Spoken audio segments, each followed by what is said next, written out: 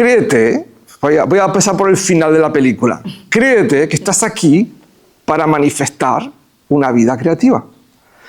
Si no te lo crees, no estás empoderado. Entonces, eres presa de las circunstancias de tu vida. Si recuperas algo de tu poder creativo, que es algo que ya venía de serie cuando éramos niños o niñas. Es un arquetipo, es una parte arquetípica del niño interior.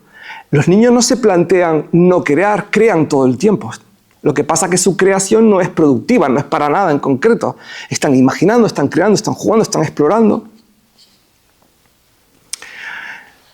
Y como adultos vamos perdiendo esa capacidad porque nos vamos llenando de una narrativa interna, un cuento que te cuentas que es bastante limitante para algunas personas, algo menos para otras que están más en la vida creativa, pero todos tenemos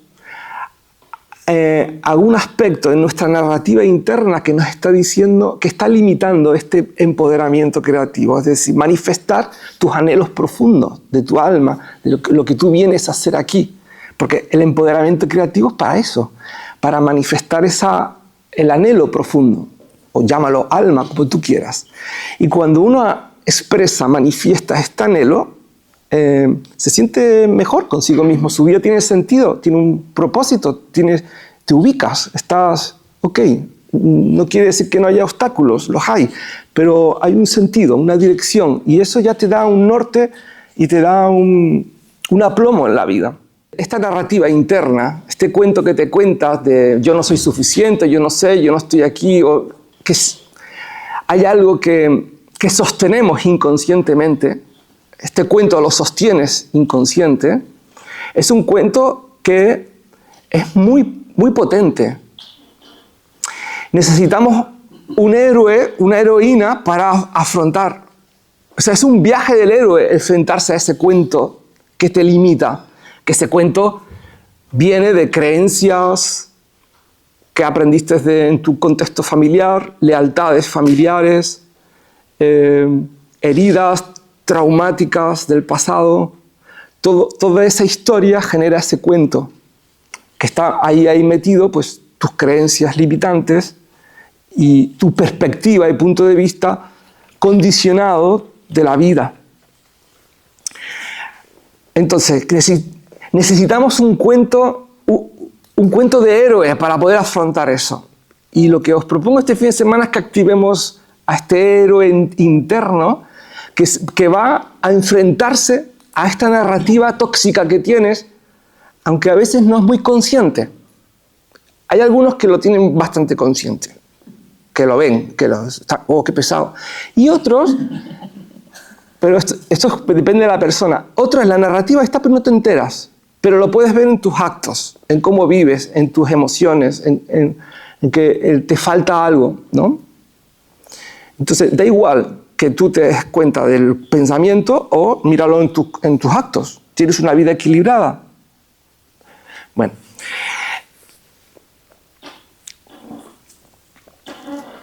¿A dónde nos lleva esto? El héroe nos lleva a una actitud interna. Porque tú en la vida, ¿qué tienes? ¿Problemas o retos?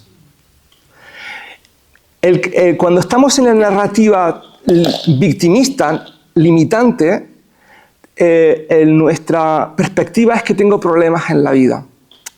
Y lo voy a definir a lo que me refiero con problemas. Es decir, hay algo que me está pasando, que me da un problema y que tengo que resolverlo y solucionarlo, quitármelo de encima. Y si ya llevas un tiempo en la vida, te vas dando cuenta que estos problemas, algunos de ellos que tú consideras problemas, no se van nunca. Están ahí, si vienen de la narrativa interna. Otra cosa es como decir, voy a poner un ejemplo para que no quede muy abstracto. Tú dices, mi pareja y yo tenemos un problema, no nos entendemos.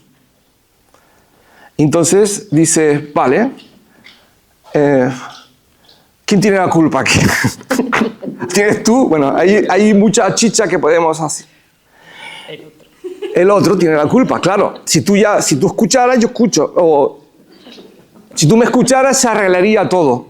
Pero es que tú no me escuchas. El problema eres tú. Otra cosa es decir, mi pareja y yo tenemos el reto de entendernos. Es como una perspectiva diferente. Una es ver la vida como problemas que hay que solucionar porque tengo cosas que no funcionan. Y otra es entender la vida como el héroe.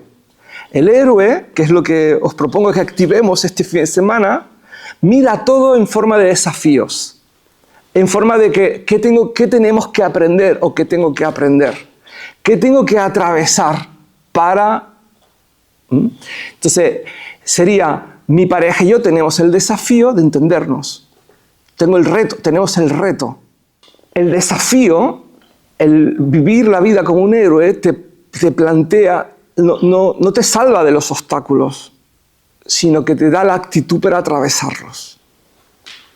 Y esto es muy interesante. Yo observo, y lo veo en mi propia experiencia vital, los momentos que me he visto la vida como problemas, he entrado en estancamientos, en momentos como más depresivos. En los momentos que me planteo la vida como desafío, como aprendizaje, con esta actitud, mi vida evoluciona. Salgo de los atollares, de los follones en los que me meto. Entonces, plantearse la vida como desafío, como reto, es algo que es espiritual.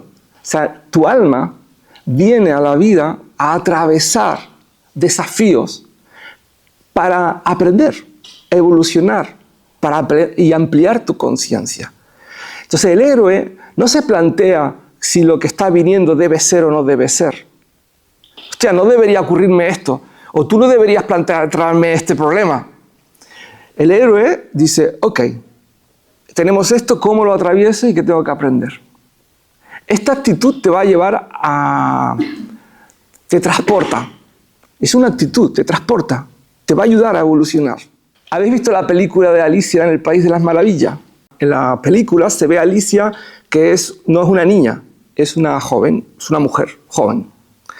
Y se ve que va con su madre, así empieza la película, en un carruaje, y que van a una fiesta. Y Alicia no tiene ganas de ir a esa fiesta, la lleva la madre. Esto es una metáfora ya de la influencia de la familia que te coge y te lleva a un sitio, al sitio que quiere la familia, ¿no? Y hay una escena, una cosa que Alicia tiene como unas medias, las tienes por aquí abajo, y la madre dice, pero vístete bien que vas a ir a un sitio, y ella le dice, me da igual. Bueno, esto que es tan típico de la familia tiene mucho, mucho que ver. Entonces ella llega a la fiesta y es una fiesta victoriana, de esto de la gente con pelucas, así maquillados, hombres, ¿no? Esta cosa de todo es imagen. Esa es la época donde todo se falsea y todo es pura fachada, no hay nada dentro. Y ella entra en este contexto y ahí hay pues mucha gente tomando, así, riendo, hablando, y de repente ella no lo sabía. El joven hijo del anfitrión de ese sitio se sube al escenario para pedirle matrimonio a Alicia, que ella no lo sabía. Nadie le había dicho nada que le iban a pedir matrimonio. Y eso tenía que ver, algo en la vida viene y me dice lo que yo tengo que hacer en la vida. Casarme con este hombre que estaba maquillado rojito aquí, con estas pelucas que se ponían, que da asco, ¿no? Y ella ve eso. ¿Y qué hace? Se asusta y sale corriendo. Y entonces ahí es cuando se cae por el agujero de la madriguera y se mete en un mundo de fantasías. Ese salto de meterte en la madriguera, todo esto es mi interpretación, pero es la interpretación que vamos a usar en este taller. Ese meterte en la madriguera es esos momentos que tienes que meterte dentro y ver qué coño hay dentro de mí, que no está funcionando bien. ¿Qué narrativa tengo? ¿Qué me estoy contando para tener la vida que estoy teniendo? Porque me estoy creando yo esta realidad y no me estoy dando cuenta que me la estoy creando yo. Entonces Alicia se mete en ese mundo y ahí ¿qué ve? Ve que hay unos que son buenos y otros son malos. Está personajes de todo tipo, el del sombrero que le dice cosas, unas cartas que son unas como guerreras, otras que son torpes, después está la bruja aquella, y que la princesa que no sé qué.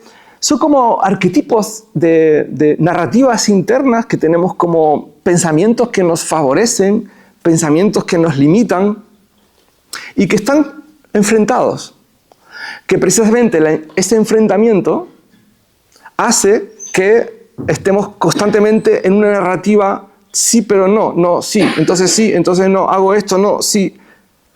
Y un poco en ese mundo de fantasía se representa con estos personajes que son muchas veces ambiguos, animales, cosas así. Bien. ¿Qué pasa? Que bueno, durante la historia hay ciertos personajes que les van diciendo, oye, que tienes que enfrentarte al dragón. Pero Alicia, eso ella no va con ella. Yo acabo de llegar aquí y me dices que tengo que enfrentarme a un dragón. Enfrentaos vosotros. Ese dragón no tiene nada que ver conmigo. Pero a medida que se desarrolla la historia, de alguna manera ella no se ve explícitamente en la película, pero yo lo interpreto así, ella se va dando cuenta que tiene que asumir la responsabilidad de enfrentarse al dragón. Porque si no, la guerra entre esas partes no va a parar, se van a destruir. Que es un poco la metáfora de, o haces algo tú con tu dragón interno, que ahora explicaré qué representa el dragón, o tu propia narrativa de estas dos partes te van a volver loco. Que es un poco lo que estaba pasando en la historia. Se estaba tensando las dos polaridades hasta tal punto que va a haber una guerra, y esa guerra iba a acabar si Alicia se enfrentaba al dragón. Y ella, en un momento dado, intuyó, se puso el traje de guerrera, de verdad, se lo puso, cogió una espada y de repente había un dragón enorme encerrado en lo profundo de todo, que era lo que estaba alimentando toda esa tensión entre esas dos partes. Y se ve en la película, y esto es una película, es una historia, cómo Alicia lucha con el dragón y cuando le corta la cabeza al dragón, ¡puf!, todo se calmó. De repente, toda esa tensión que estaba entre las polaridades se calmó. Todos los personajes se relajaron, como, ya está, esto es lo que había que hacer. Entonces, en ese momento, Alicia se da cuenta que ya puede salir de ahí, de ese mundo, y volver otra vez al momento donde había dejado la historia. Entonces, Alicia sale y sale por el agujero, aunque los personajes dicen, quédate. No, tengo que volver, dice ella, tengo que volver. Es como el símbolo, vale, ya he mirado a mi dragón, ya sé que no es tanto, le puedo cortar la cabeza, y ahora explicaré qué es cortar la cabeza, y ahora vuelvo otra vez a mi vida, a hacer lo que tengo que hacer. Entonces se ve que ella llega con otra actitud, ella salió corriendo, huyendo, y llega, sube al escenario. Para la gente que estaba en la fiesta no había ocurrido nada todavía. O sea, no había pasado el tiempo, estaba en el mismo momento que cuando ella salió corriendo. Es como si ella saliera corriendo y volviera. Pero se paró el tiempo y ella se metió en un mundo de no tiempo, hizo la gestión que tenía que hacer, volvió y en el escenario le dice al joven, no, no me caso contigo. Y se gira hacia el padre de este chico, que en la historia el padre es un comerciante que tiene barcos por todo el mundo. Dice, yo lo que quiero es navegar por todo el mundo. Y la película acaba ahí, yo os jodo la película para que la veáis. La película se ve ella en los barcos explorando el mundo. La metáfora, esta es la vida que yo quiero, la que yo elijo. Yo fui a mi mundo interno, le corté la cabeza al dragón, que es lo que estaba alimentando mi narrativa, mi locura interna. Volví a la vida y voy a hacer lo que yo quiero, que no es casarme con un pingajo que eres tú, sino coger un barco e irme, aunque no se espera esto de una mujer de mi época, porque en la historia hace este contraste, una mujer que se va a los barcos, eso lo hacían solo hombres, pero esto es lo que yo quiero y es lo que yo hago. Y ahí está el poder de manifestar esa vida que tú quieres, o que es coherente con tu yo profundo. ¿Qué será tu dragón ahora? El dragón representa estos miedos profundos a los que tengo que enfrentarme. Y cuando hablamos en la película es una guerra con espadas, y cuando hablamos de héroes, la imagen arquetípica es de lucha. Y en la psicología no es tanto una lucha, es más bien, yo creo que es abandonar la lucha, pero sí que al dragón hay que mirarlo. Hay que mirar. Y esto puede ser ahora como muy difícil desde lo psicológico puro y duro. Lo bueno que tenemos es que con las metáforas que vamos a utilizar, puedes mirar a tu dragón desde un punto de vista metafórico. Porque lo simbólico y lo metafórico va más allá de la mente racional. En la mente racional está la narrativa, que se atasca ahí para producir un cambio que ir más allá de esa narrativa. Lo bueno que tiene el cuerpo, la expresión con el cuerpo y la expresión proyectiva, metafórica, es que atraviesa esa narrativa y va a algo más profundo, a nuestro inconsciente. Que ahí es donde se está gestando todo. Ahí donde está el dragón, donde están los personajes buenos, está todo ese mundo de Alicia, ese es el inconsciente. Entonces hay que caerse por la madriguera, que es atravesar este mundo real para ir a nuestro inconsciente y ahí introducir una información nueva, porque si no siempre está operando la misma guerra entre las partes. ¿Cómo vamos a introducir información nueva? Jugando, con metáforas. Cuando nos metemos en el inconsciente están como el angelito y el diablito. Las dos se retroalimentan. No es decir, el diablito es el malo y estos son los buenos. Son voces, son narrativas. Hay una narrativa que te limita. Todos la tenemos. Y esto en la formación de terapia lo desarrollamos a tope. No lo voy a explicar aquí del todo. ¿De dónde viene esta narrativa? Pero os conocéis y ya habéis convivido con vosotros mismos y sabéis que tenéis una narrativa que un poco te fastidia, te limita, te da miedo a hacer cosas o lo que sea. Pero de esa narrativa surge una compensación. En los términos, para los que estáis haciendo terapia, el yo idea y el yo ideal. Entonces, idea y el yo ideal. O sea, hay un yo idea, una narrativa que te limita, es limitante. Pero de esa limitante surge otro cuento que te cuenta para compensar esa. Y surge de la limitante. Dice, yo no soy suficiente. Entonces, creo un ideal que es, voy a demostrarle al mundo que yo sí soy suficiente. Pero ese es en el mundo de Alicia los malos y los buenos. Que en realidad, desde el punto de vista del alma que se desarrolla, las dos son un problema. Desde el punto de vista de la creencia, este es el bueno y este es el malo. Pero eso es más creencia. Desde el punto de vista de la conciencia, las dos generan una narrativa que me están ilimitando. Una porque me limita y otra porque me empuja a ir hacia un camino que no es el de mi alma. Es el camino que compensa esta idea. Entonces hay mucha gente que está en el ideal. En el ideal de tengo que ser exitoso, tengo que ser perfecta, tengo que ser una buena madre, tengo que ser no sé qué, porque el ideal es como... hay muchas madres que dicen, yo no soy buena madre, me creo que no soy buena madre. Entonces creo el ideal de ser una buena madre. Y ahora estoy atrapado en el ideal de ser buena madre.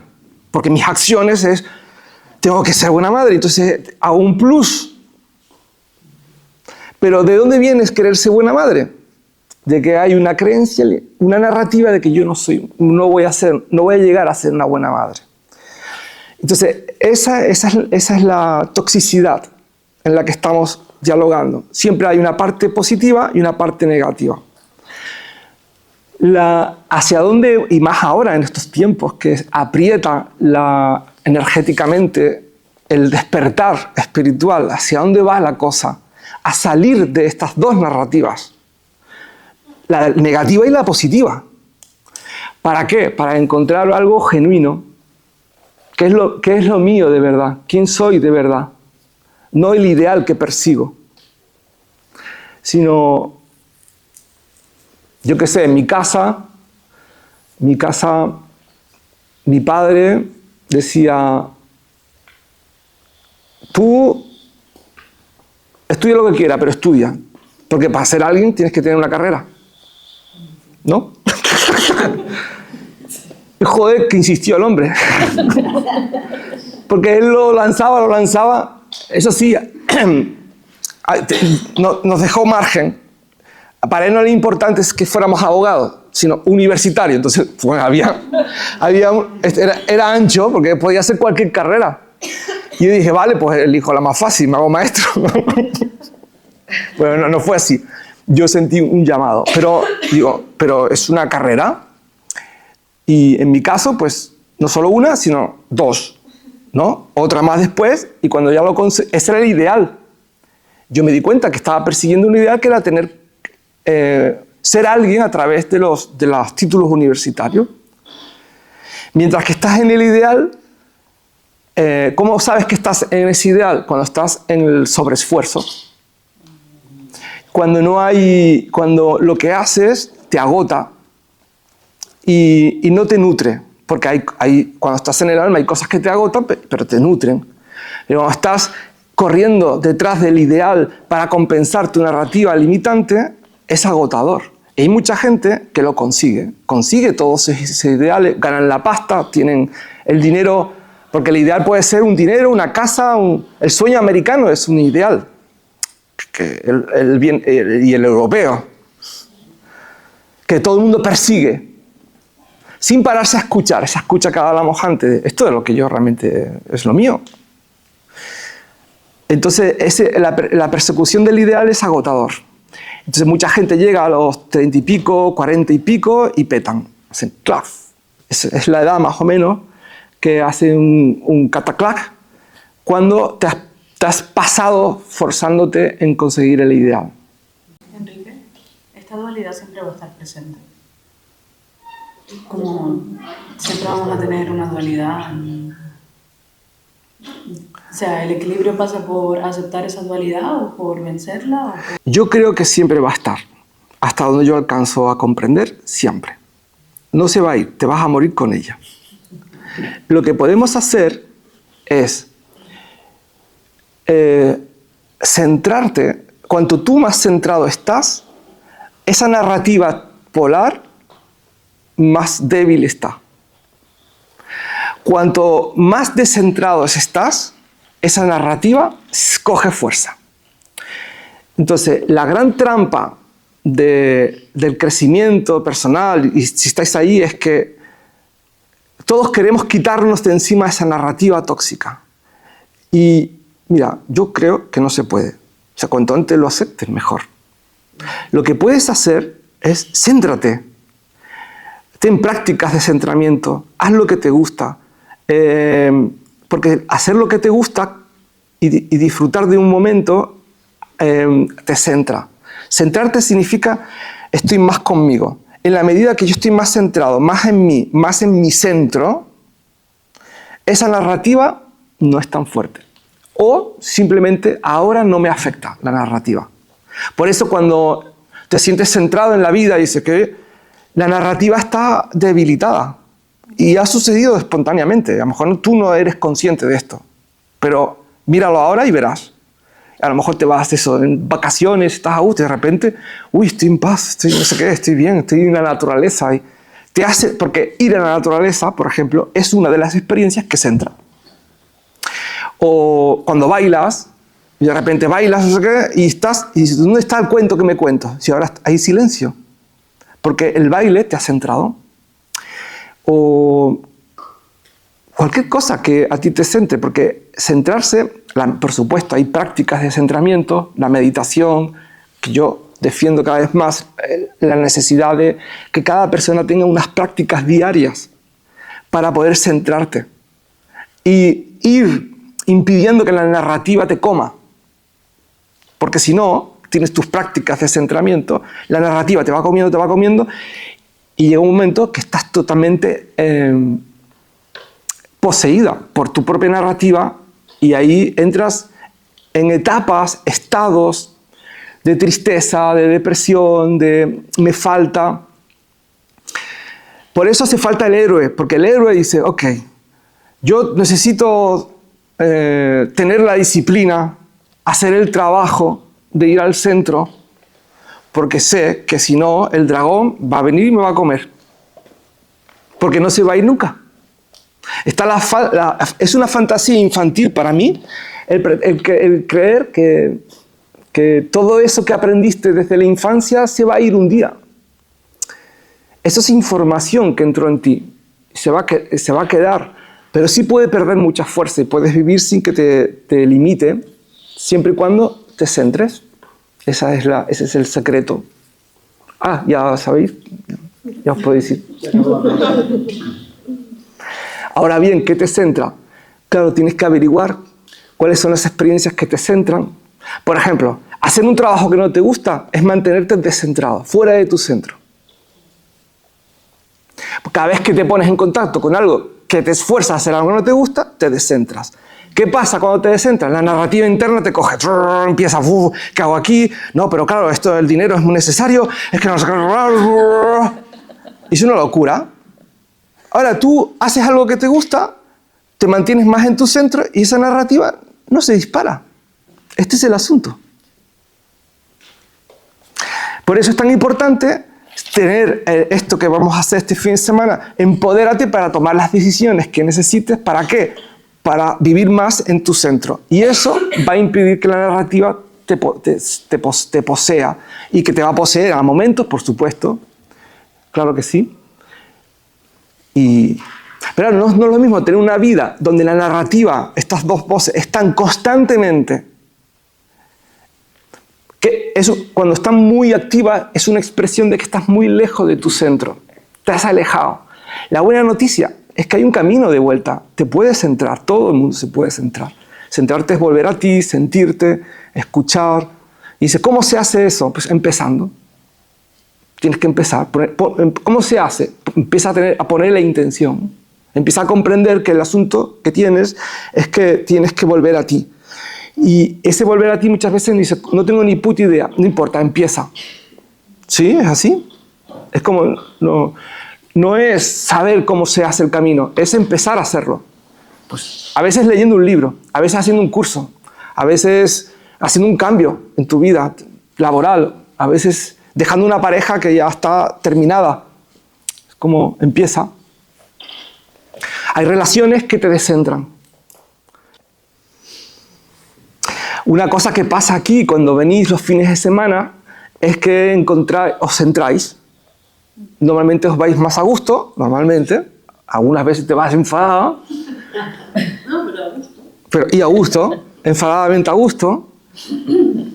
¿Y qué ha pasado? Que has ido a un centro. Y cuando vas más a centro, la narrativa se calma. Y si la narrativa se calma, hostia, qué bien me siento. Eso suele ocurrir. ¿Qué pasa? Que el lunes, si vas a los estímulos que te descentran, vuelves otra vez a descentrarte, vuelve a activarse la narrativa y vuelves otra vez con el sufrimiento. La narrativa trae sufrimiento. Pero fijaos, como pongamos el foco en qué hace que esa narrativa se active o se desactive, y es tu experiencia de centro. Sabiendo esto, os confronto amorosamente con la pregunta de qué experiencia y qué cosas te centran. Y a diario tienes que hacer algo. A diario, no vale una vez cada 6 meses. Puede ser algo muy sencillo como un paseo, tomarte un té tranquilo. Hay gente que le centra lo intelectual, entonces leer un libro que le estimula, le centra. ¿No? Después hay centramientos más potentes como meditaciones. Pero hay cosas sencillas de la vida que tú sabes que te gustan y que te centran, pues eso es. Y hay cosas que sabes que te van a descentrar. Contextos familiares, contextos laborales,